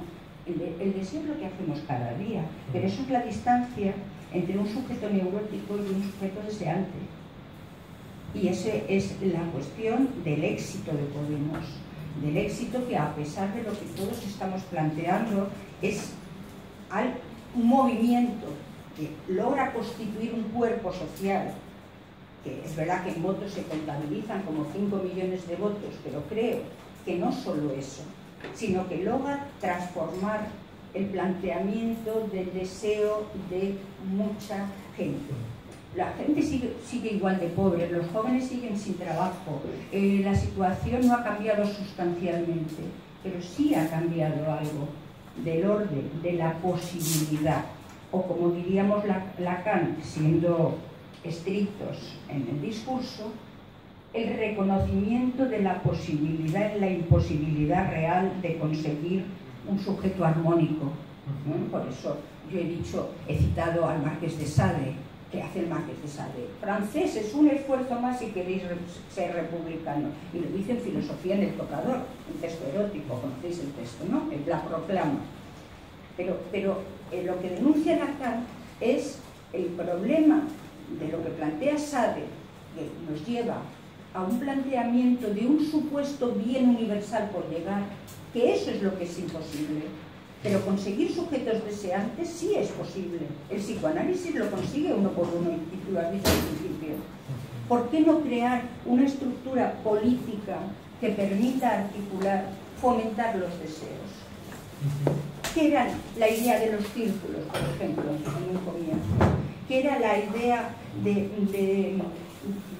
plantear esa posibilidad? Generar sujetos deseantes. ¿Qué ocurre? ¿Cuál es el problema que yo veo en este momento? Es que, como sabemos que la frustración es imaginaria, los sujetos no quieren saber nada de la castración, se sienten frustrados imaginariamente. Y ese es un problema que tenemos en Podemos, un problema importante. Pero sabemos, por eso yo he traído como concepto el concepto de ideología de Althusser y no el de hegemonía, que por otro lado sabía que le vas a traer tú, porque apunta a los dos al mismo sitio. Bueno, por ir rápido también para dar pie a la conversación. Bueno, más allá de mis excesos así retóricos y mi estrategia de quemar el psicoanálisis tal, estoy totalmente de acuerdo y por eso estoy aquí utilizando categorías del psicoanálisis, porque sí que creo que es... Entonces, ahí estoy con eso. Creo que realmente el reto de Podemos ahora es, claro, igual este vocabulario tampoco es para... O igual sí, no lo sé, para que circule internamente en Podemos a nivel organizativo. No. Pero sí que me parece clave esta cuestión de los... Sí, ya que hablamos chino, ¿no? No, pero me refiero a la cuestión de los sujetos deseantes, ¿no? O sea, no solamente la ilusión con un proyecto político no garantiza un sujeto deseante. Entonces, bueno, hay algo de lo que estamos pensando por aquí que me parece un reto abierto y pendiente. Y un sujeto deseante garantiza una praxis social, ¿no? Obvio. Sí, eso también es importante. Sí. Por los dos lados, perdón, pero por los dos lados, ¿no? Sí, pero bueno, pero... Es que creo que hay un punto de encuentro ahí entre las dos intervenciones. Pues ahora que te pase la palabra, lo dices, me parece muy interesante. Pero bueno, me parece clave esta cuestión ahora, ¿no? Y luego, por responder a lo que comentaba Jordi, es como un sí, pero no también, ¿no? Sí a tu idea de que efectivamente esto no pasa únicamente por la racionalización y el uso del discurso, que también pasa por el uso del discurso, ¿no? Y por una relación diferente con los objetos y cómo uno puede encontrar o no su lugar en Podemos, qué tipo de vínculos puede construir en Podemos, en los alrededores, en las diferentes fórmulas. O sea, no es solamente una cuestión de palabras, pero también es de palabras, porque parece también aquí nuevamente que tenemos que elegir, ¿no? Entre los afectos, que sería una especie de te cojo la mano, te miro a los ojos y ya está todo dicho, o las palabras, que sería desde lejos te leo una carta pero no nos tocamos. No sé cómo lo haréis vosotros, pero yo hablo y cojo la mano y me la cogen a mí y a veces me dicen cosas que me gustan. O sea que palabras y afectos no están tan separados. En ese sentido sí. En lo que discutiría lo que tú decías era como la lectura de lo que yo había hecho, la lectura que yo había hecho del texto de Mouffe sobre Gramsci, que por cierto es de un texto sobre Gramsci y Althusser. La idea central de ese texto es que tienes que jugar también en el terreno de lo que quieres cambiar, de las coordenadas de lo que quieres cambiar. Frente a la idea, pongo un ejemplo sencillo y termino con esto, frente a la idea de no utilices Facebook, no utilices Internet porque son las herramientas del enemigo, no, hay que jugar con ellas en el terreno de los objetos, los cuerpos, hay que jugar con ellas. ¿Podemos utilizarlas de otra manera? Bueno, esto no garantiza nada, o sea, esto no garantiza nada, es un problema. Yo, bueno, he estado estos últimos tiempos más implicado en el área de igualdad que en la de cultura. Y bueno, esto cuando vas a poner un tuit, pues se va a proponer un comunicado, hacer una campaña, son discusiones, dudas, ensayo y error. Nunca estás diciendo, no, yo estoy en el sujeto deseante, quiero conectar con los sentidos comunes. Y hay herramientas que sí utilizamos, por ejemplo, como para hablar del derecho de las mujeres lesbianas a una cobertura pública de su maternidad, nos puede funcionar mejor si lo enmarcamos en un derecho general a la familia. Un derecho general a la familia que en principio suena a una idea muy conservadora, pero defendemos una familia que no es una sola, que es muy diversa, la posibilidad de construir una familia efectivamente con condiciones materiales para ello. Ya basta de decir la familia es lo más importante, pero luego recortes por todas partes cuando es imposible vivir en familia y no es una obligación. Hay diferentes modelos, no es obligatorio y necesitamos condiciones materiales. Esa idea pensamos que puede conectar bien y rearticular bien una idea de sentido común que puede incorporar incluso a estas personas católicas que le dan mucha importancia a la familia, pero incorporan un cambio sustantivo radical, si queréis, para la cultura conservadora dominante en relación a esto. Lo que haces es simbolizar lo imaginario, sacándolo de las mujeres lesbianas, no sé qué. Bueno, lo ponía como ejemplo de esta estrategia, ¿no? De jugar en el tejido de los sentidos comunes dominantes y no proponer una ruptura imposible desde fuera, derribando el discurso tradicional de la familia desde otro absolutamente nuevo que no es capaz de componerse con este, ¿no? Nuria también había... Sí, o ahora o después, como estaba también en continuación. Sí, y después Jaime. Una cosa, ser breves porque se tiene que ir en media hora, ¿no? No, solamente porque ha saltado ese discurso, ¿no? Sí, y que me parecía que estaba, digamos, se estaba escenificando en la mesa algo que está también en los problemas alrededor del populismo, es decir, al final ese choque entre lo particular y lo universal, es decir, si uno hace política para todos, pues al final cómo articula esas singularidades para no homogeneizar, que era un poco el uno a uno que estaba planteando Pilar. Entonces, alrededor de esa idea que planteabas del deseo, se trata entonces de un deseo común o de articular una suma de deseos, ¿entiendes? O sea, yo he entendido cómo de alguna manera planteabas el deseo como una especie de motor, efectivamente, que permitiera una praxis, ¿de acuerdo? Pero al fin y al cabo, el deseo es deseo de cada uno, ¿no? Y entonces se trata de eso, de un deseo puesto en serie o de un común, ¿no? Esa sería la pregunta. Desde aquí. Yo soy el invitado, yo no...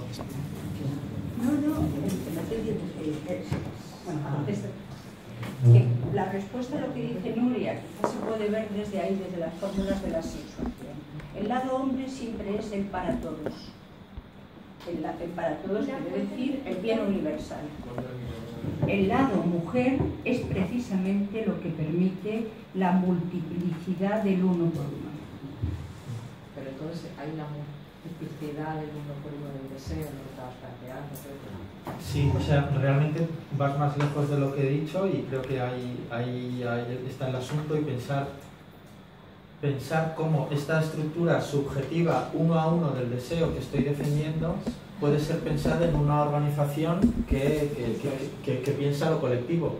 Entonces, nuevamente, por la propia estructura del deseo, o sea, no va a haber un programa suficiente, no va a haber el excelente forma de organización en Podemos que va a permitir que emerja el sujeto deseante. Simplemente mi reclamo es, bueno, tengamos en cuenta esto, tengamos en cuenta esta posibilidad, y luego los sujetos elegirán, ¿no? Podrán hacer, pues como nos ocurre o sea, el problema de la política es que no es una intervención, aunque nos interpela uno a uno también, no es una intervención uno por uno.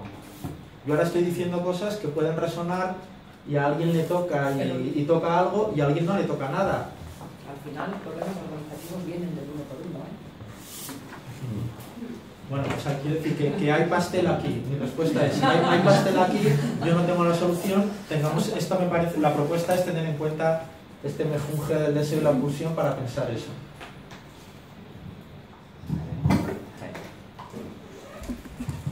Bueno, pues vamos a ver esto aquí dentro. ¿Se me oye bien? Sí. Sí, lo puedes usar para la grabación mejor. Muy bien. Estaba intentando sintetizar un poco porque no me he traído libretita y entonces he estado haciendo apuntes mentales, ¿no? Pero hay algo, tenía en mente algo muy pedestre, ¿no? Que es un tuit de Alberto Garzón del otro día que decía: a mí es que no me gusta la CLAU porque va en contra de las instituciones de la ilustración. No sé si Alberto, de las instituciones de la ilustración.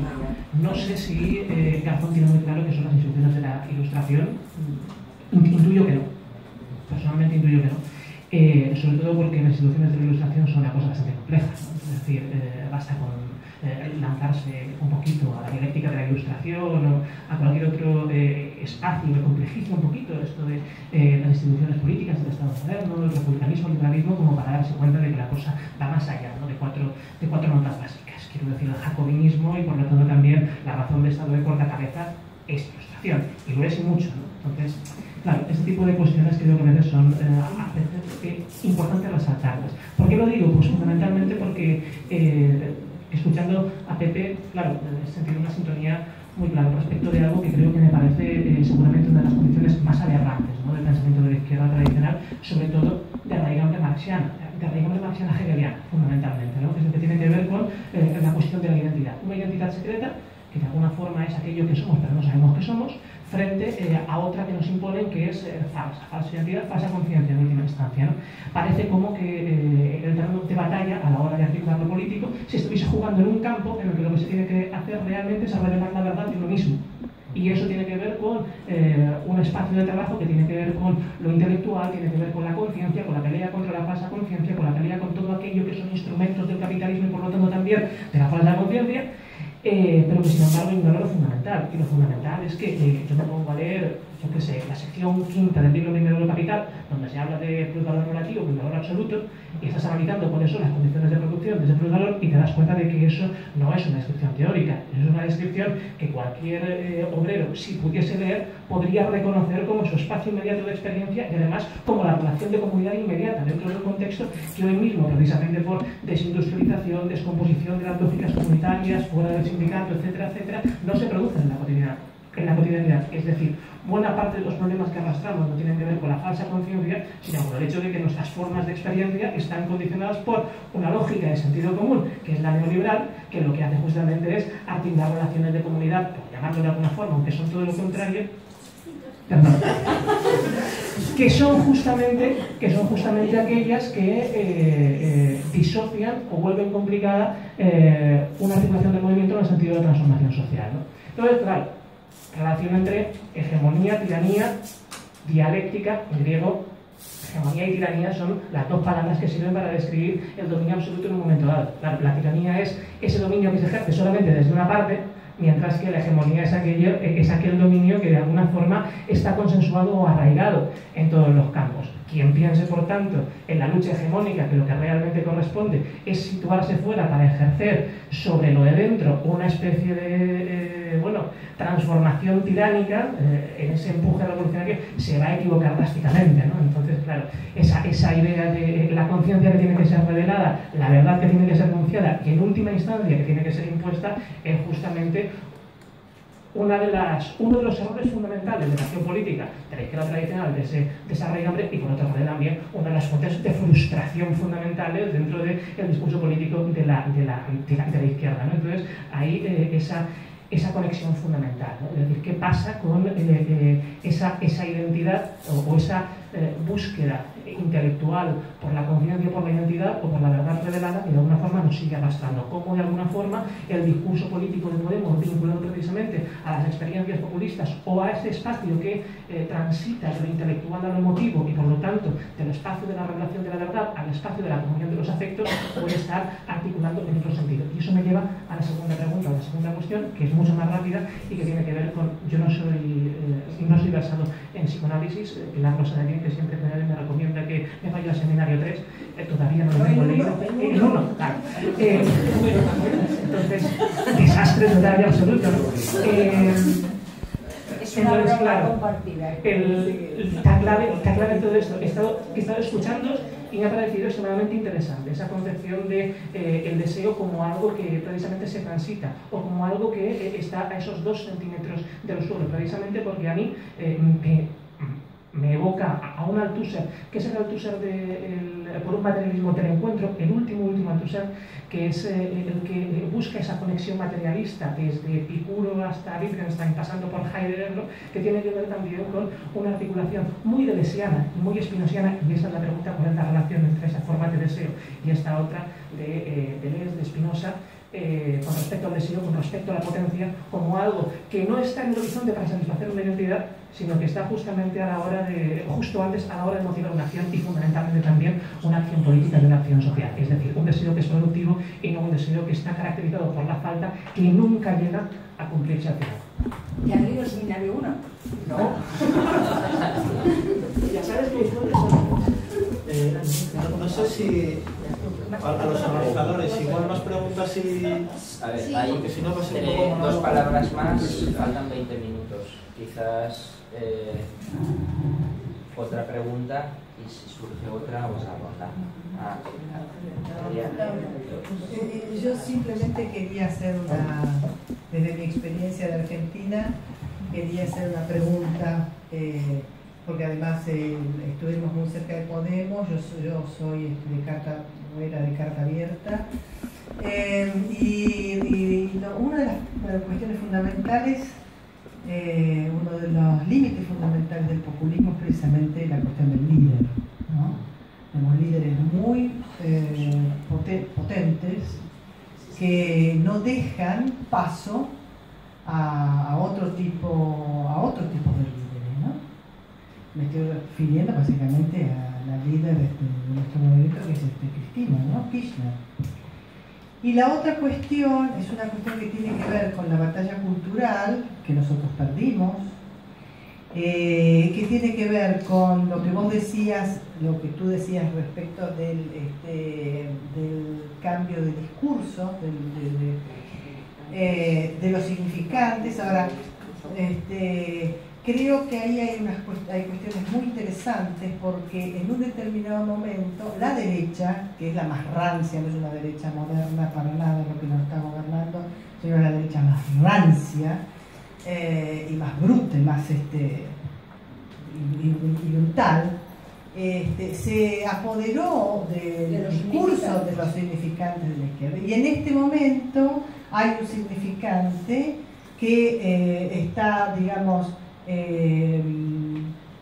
impugnando todos los movimientos populistas en toda Latinoamérica, que es el significante de la corrupción, ¿no? O sea, la cuestión de la corrupción sirve para cualquier cosa, desde desde los propios corruptos, que son ellos mismos. Basta ver lo que está pasando en Brasil, ¿verdad? Bueno, eso es más o menos cómo piensan ustedes la cuestión de los liderazgos, que es una cuestión muy, muy peleaguda, ¿no?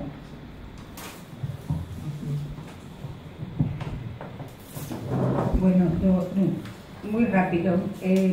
Jaime, es precisamente el psicoanálisis y Althusser también, porque no olvides que Althusser cenaba todos los miércoles con Lacan, o sea, eran grandes amigos. Y el fundamento del concepto de deseo en Lacan, no en Freud, es precisamente de Spinoza. El deseo es la esencia del hombre. Y luego la cuestión de los significantes. Es por eso que yo lo he traído así. Podemos ha producido significantes nuevos. Los ha producido tanto en el campo de la teoría política como en el campo de la acción social. Pero ¿qué ocurre? Que hay un fenómeno muy evidente, que es la apropiación por el discurso capitalista. Yo lo digo así, quiero decir, porque lo digo en términos teóricos, ¿no? La apropiación por el discurso capitalista, que lo fagocita todo, porque es un discurso cerrado sobre sí mismo, de los significantes que vienen de lo nuevo. Esa es la historia de la humanidad. Ese es el gran problema que tenemos. Por eso, cuando los psicoanalistas nos planteamos, y de hecho la palabra significante nuevo es del psicoanálisis, proviene del psicoanálisis, pero nosotros no lo usamos igual. Lo voy a decir también con una frase para ser muy rápido. Lacan dice: solo el amor, no se habla del amor genital precisamente, permite al goce condescender al deseo. Y también dice: solo el amor hace posible que se cambie de discurso. Es decir, que para que un significante tome fuerza, hace falta un cambio de discurso.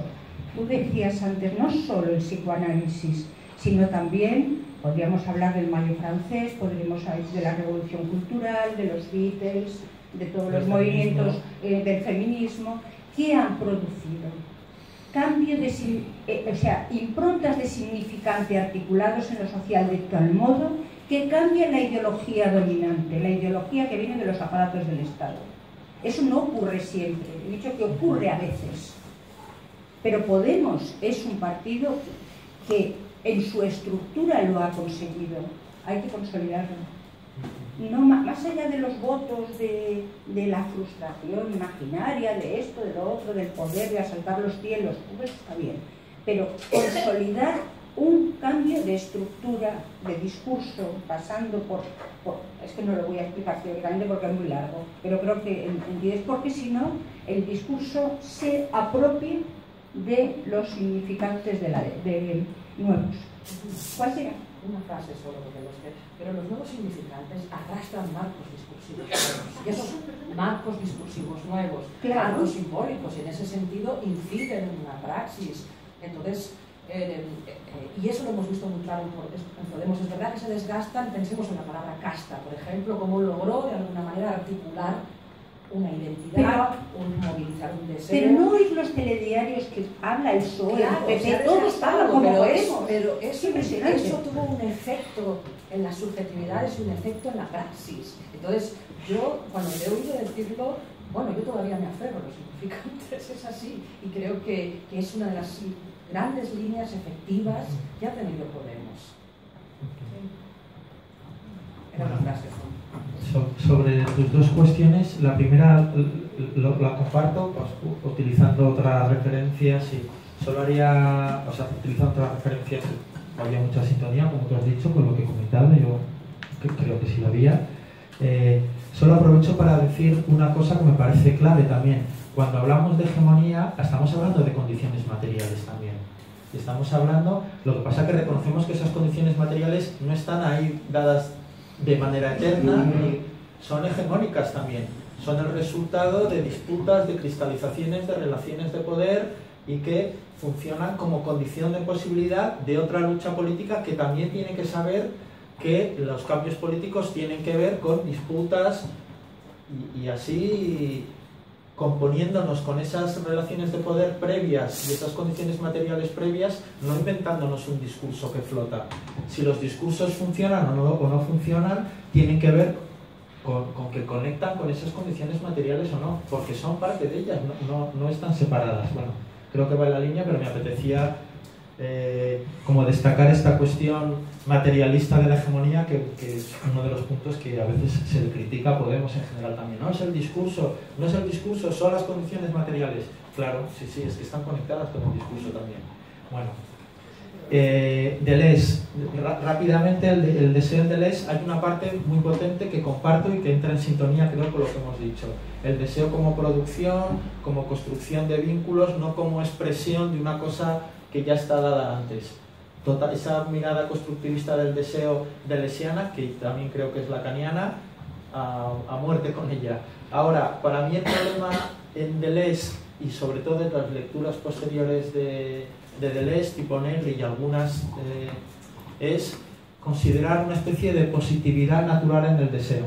Cuando desaparezca la represión del deseo, el deseo podrá tirar para adelante y qué felices seremos. No, es que el deseo se constituye en relación a la represión también.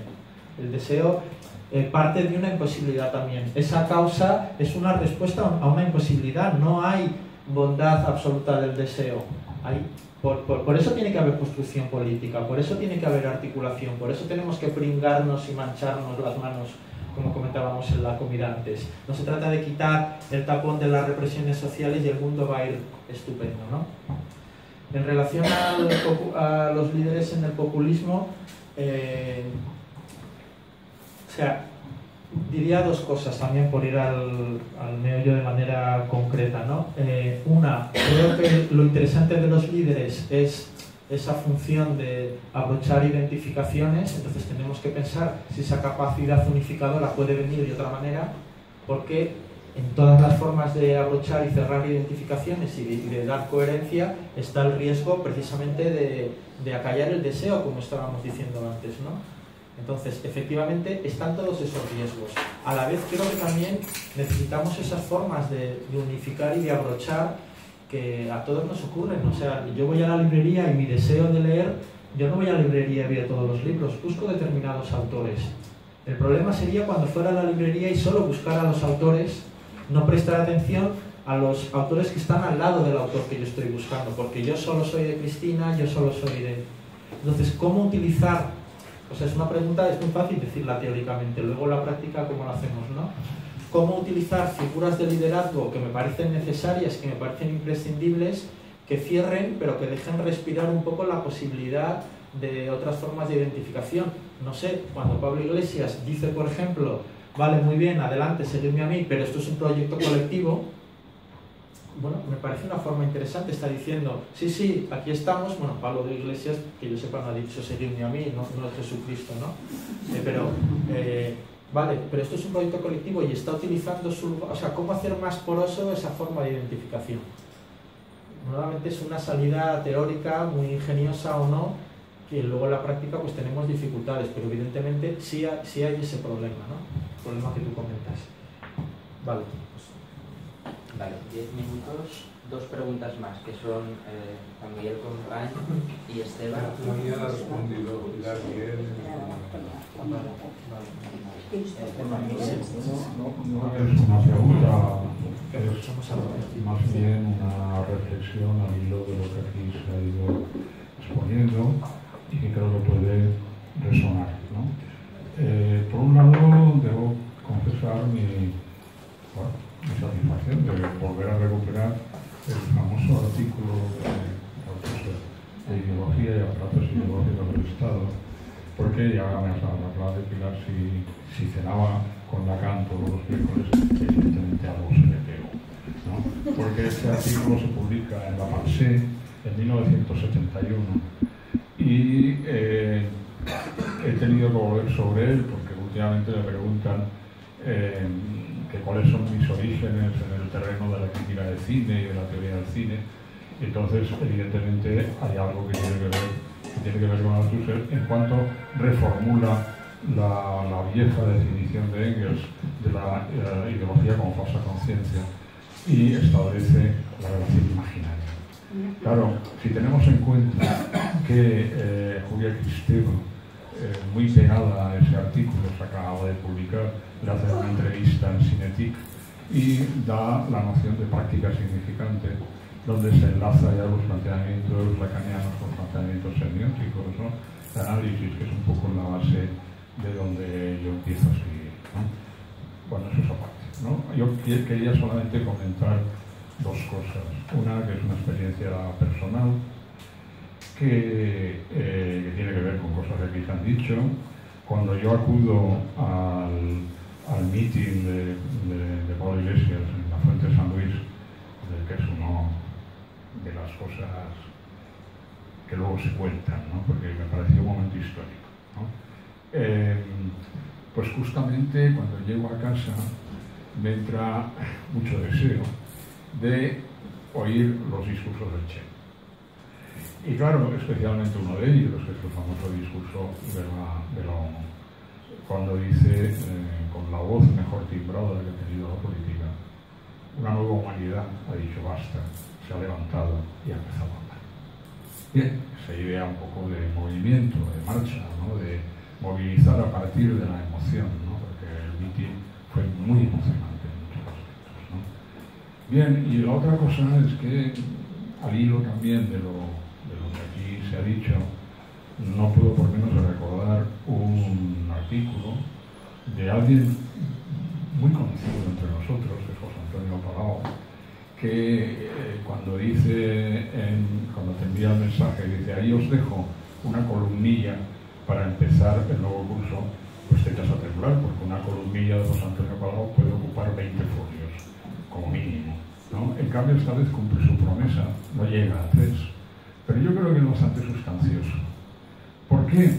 Porque le saca punta a un aforismo paradójico de Kafka, que es de un humor bastante siniestro, como era el humor de Kafka, donde dice que el día del juicio Dios no acudirá. Vendrá al día siguiente, cuando nadie lo espera, ¿no? Y por otro lado, le saca mucha punta también a un concepto que es muy conocido por todos los lacanianos, cuando Lacan dice, yo siempre digo la verdad, pero no toda, porque toda no puede decirse, por eso se dice, o puedo decir, que la verdad tiende a lo real, que es una idea que también se ha planteado aquí, en relación un poco a profundizar en esos límites de la verdad con lo real, ¿no? Y que en definitiva la conclusión a la que llega Olau en su artículo es que hay que plantearse que no la mítica unidad seráfica de la izquierda, sino una reacción cuando la derecha está podrida, huele y fracasa. Entonces, bueno, hay un momento que se pone lírico, ¿no? Justamente, yo creo, cuando dice que efectivamente esto vendrá, no se hará en el templo de Jerusalén o en la sinagoga, sino por el hijo de un carpintero, ¿no?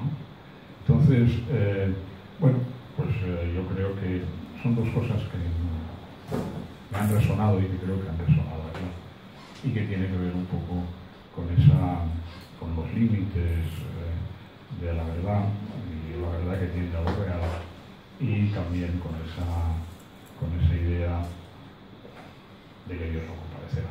Es decir, bueno, era eso.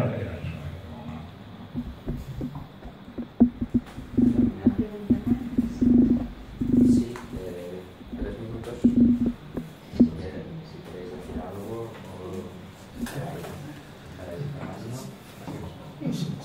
Solo dos bromas. Una, que yo he dicho 2 centímetros del suelo. Tú 2 palmos. Entonces creo que algo del pesimismo psicoanalítico está... O sea, el pesimismo psicoanalítico es 20 centímetros más de mi propuesta, pero bueno.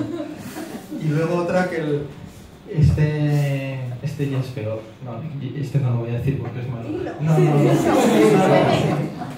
No, es que esto de yo siempre digo la verdad, pero no toda, porque no puede decirse toda.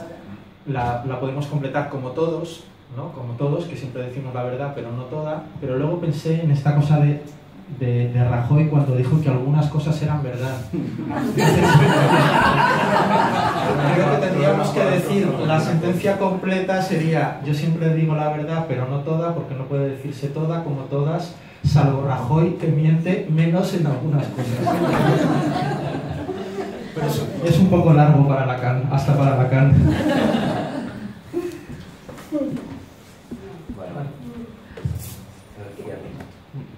Es que te digo, oye, voy a pensar el fallido de los 2 palmos, ¿eh?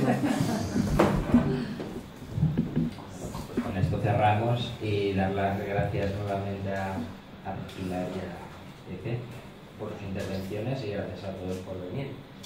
¿Quieres decir una cosa? Sí, quería decir una cosa. Sí. Y es que he rescatado hoy el texto que transcribió Jordi de Jorge Alemán cuando lo invitaste a la Universidad de Valencia. Y hay un momento donde yo lo digo para dejar abierto el tema y no cerrarlo. Y yo en un momento determinado le pregunto que en la cuestión de Podemos y el sujeto deseante toca el discurso de la histérica, y que eso, como lo veía él desde el punto de vista teórico de la exposición. Y la respuesta de Jorge Alemán te la mandaré. Bueno,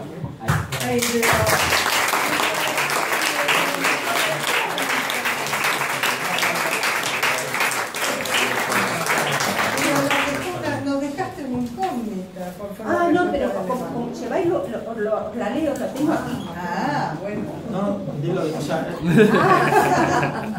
Espera, es que es un poquito largo. Bueno, leo a Lies, ¿eh? Le digo que estoy de acuerdo en todo lo que ha dicho, sobre todo a partir del no todo, que está ahí arriba también puesto, pero que le quiero interrogar sobre un punto que me deja una pregunta, y es que ¿qué lugar para el discurso histérico que hace obstáculo y coloca el saber en lugar de la producción? ¿Qué lugar pensado desde el punto de vista de Podemos? Y entonces él me contesta, es que la respuesta es kilométrica, me contesta que Podemos tiene que hacer un viraje desde la pregunta histérica y el sujeto deseante a colocar el saber en el lugar de la verdad. Porque así es como se llega a los corazones. Para decirlo en términos hegelianos.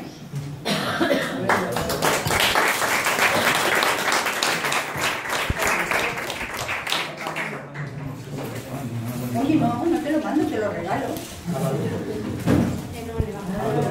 Acompáñate cuando venga. Vale, te lo mando también.